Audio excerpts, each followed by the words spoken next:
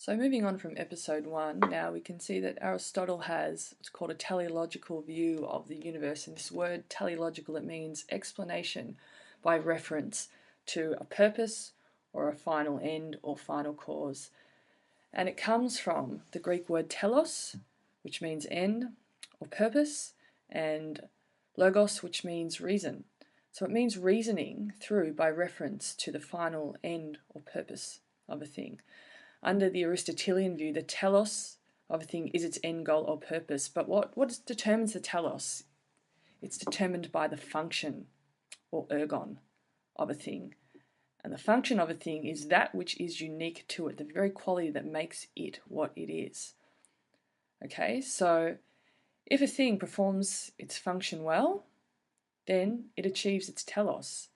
And then we can say that that thing is good. So when we say good, we mean it's achieving its telos. It's considered good because it's performing its function. So as ergon determines telos, under Aristotle, we can consider things such as an eye. In the case of an eye, its ergon, of course, is to see. Its telos, therefore, is to see well. A good eye is one that sees well. A bad eye is a blind eye, obviously. Let's consider something else, a hot air balloon. Its ergon, to fly. Telos, to fly well and not crash with us in it. Let's consider a living organism such as a tiger, a little more complex. Its ergon, in this case its function, is to function according to its unique nature. The things that tigers do that are unique to it, such as roaring, hunting, living in packs, etc.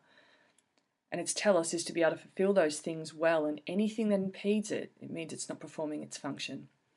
Now, Aristotle, what he did that was interesting, he applied this teleological view not only to things, but to human activities. And it was his way of searching for the good. And in Nichomachean Ethics, in Book 1, the first thing he states is that all human activities aim at some good. So he begins with this basic teleological premise. He uses as his examples an art such as an activity such as medicine, whereby the final good, of course, is health. His next example is shipbuilding, of which the final good is a vessel. So these are his examples. However, not all goods or ends are the same according to Aristotle. Some goods are produced purely for their own sake. They are good in and of themselves, and these are called extrinsic goods. Now, some examples could be things such as wealth or love.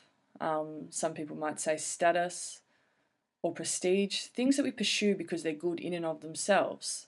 And then there are other goods, this second type of good. They're produced for the sake of the extrinsic goods, and they're known as instrumental goods, and they're subordinate, according to Aristotle, to the larger goods. So in all of these ends of the master arts are being preferred to all the subordinate ends for the sake of the latter, the former preferred. So in terms of our previous example, we might think of love, we might think of something like flirting or romance as a subordinate good to the greater good of love.